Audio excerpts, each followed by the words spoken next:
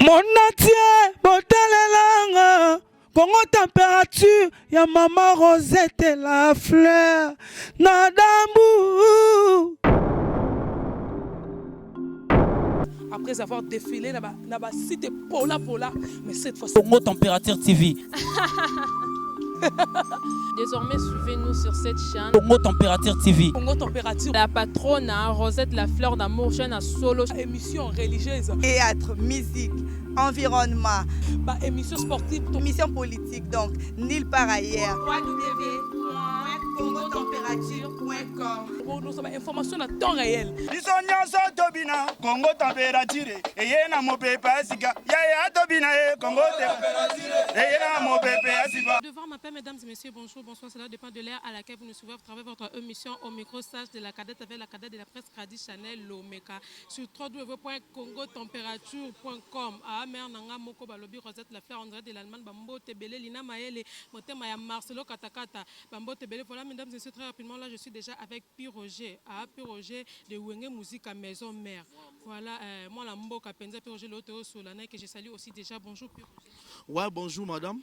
Bonne santé, bon mouvement, bien. Ouais, tout se passe bien par la grâce de Dieu. Dans Nzambazo Sala, nous avons que tout émergé qui tourne. Vitesse penza il y a 7 jours de la semaine et ouais, 7 jours de la semaine, ils ont le cas, ils ont traitement musical. Ils ont le roi de la forêt, la qui déjà tout le monde a mambo, tout le monde a l'élo. Ils ont déjà le roi maka. Il y a un moni l'élo, mambo, donc voilà. mais bato be baolo ba we ratikali mo mais ba mise presque belé ba longwe mais azo beta toujours mais biso na ce jour de la semaine to moni ba mise ba longwa ki bazana na 4 donc we azo profiter non étoile ba tika ki na 4 tonde. Ce jour de la semaine, ils ont 21 titres. Bango ba MLM sur 2 titres. Sigo 19 titres sur Werason. Non, on profiter na mninga. Mais rando ya bino ya Werason pour na minute ndoza ba présenter na nous Wenge Musique à Maison Mère pour tozana rando ya bino na JB Kalato e baka esi la mais to comme mon ko zonga nyoso na on ba rancune ezo la par rapport ya ba concert beta ravia ipitonde. On préfère les surtout ça va plutôt le programme ngana porte-parole. Ngana semer ya ba polémique té. Ah ba polémique botiki la ba tunango ba polémique ngana porte-parole obi ke Léon na Congo boza na Lolendo roye ba bozana mona mboka Piroger. Je suis le seul porte-parole depuis ma moi banda na diplôme d'excellence. Alors na moi respect diplôme na ngai na ngatina c'est basé na ba polémique inutile.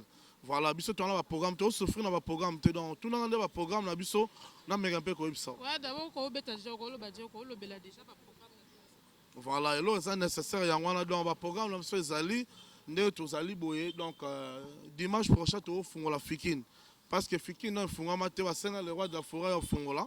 Tu utaki Angola to yaki to fungola Fikine après to ke Nigeria. Ça to ke Nigeria to ya to beti Kenya nde to zongi. Ah, mais tout ça, séance, ça va répéter, belé. Et en plus, tout le monde là qui ramasse de la peine dans la zamba, artiste, c'est belé, bêta.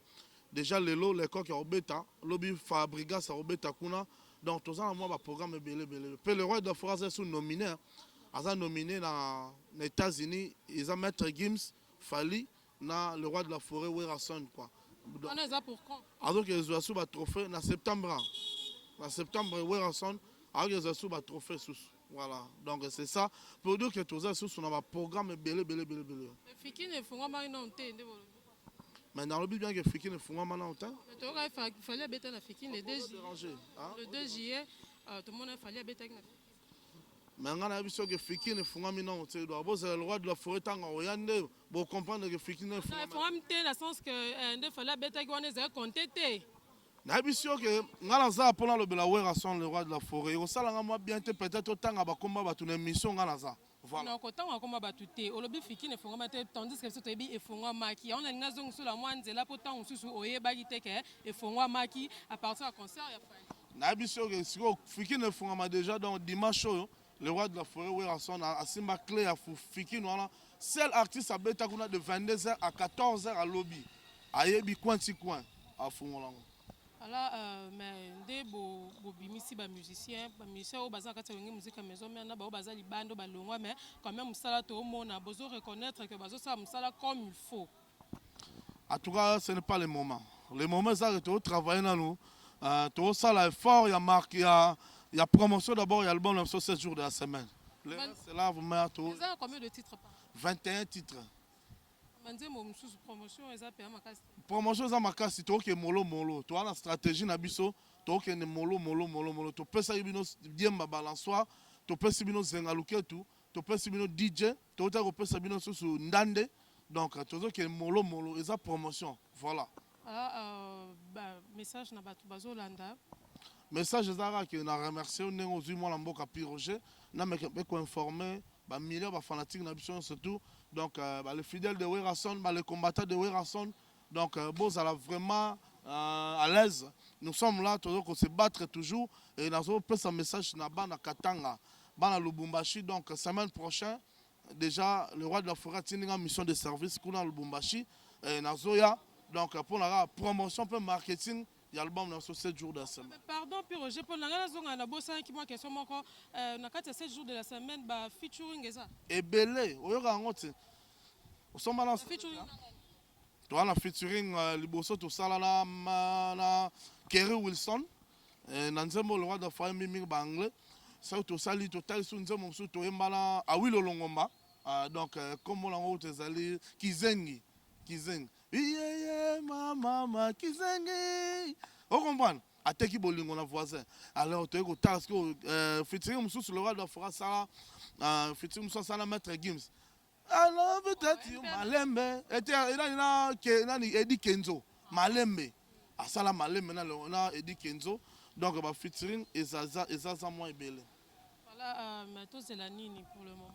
Bon, c'est la rare que non, tout ça, la promotion album, la Bino Bolingara, 7 jours de la semaine. En tout cas, vous découvrez ma bébé na Kati. Je vous remercie. Merci beaucoup, Piroger. Là, c'était Piroger, mesdames et messieurs. Comme déjà, na Soukaya, émission na Bisso, Lina Maele, Motema Marcelo Katakata, Nimo Bomo, Naka Junde, Tamonakata, www.congotempérature. Abonnez-vous massivement, Mère Rosette Lafleur. Je te salue, Bambote et Belé. Voilà. Mon atier, Botalelanga. Congo température, ya maman Rosette Lafleur. Nadambu. Après avoir défilé là-bas, cité Pola, mais cette fois-ci. Congo Température TV. Désormais, suivez-nous sur cette chaîne. Congo Température TV. Congo Température. La patronne Rosette Lafleur d'amour, chaîne à solo. Émission religieuse. Théâtre, musique, environnement. Émission sportive. Émission politique, donc nulle part ailleurs. www.congotempérature.com. Pour nous avoir information à temps réel. biso nyonso tobina Congo température eye na mopepe asika yaya tobina Congo température eye na mopepe asika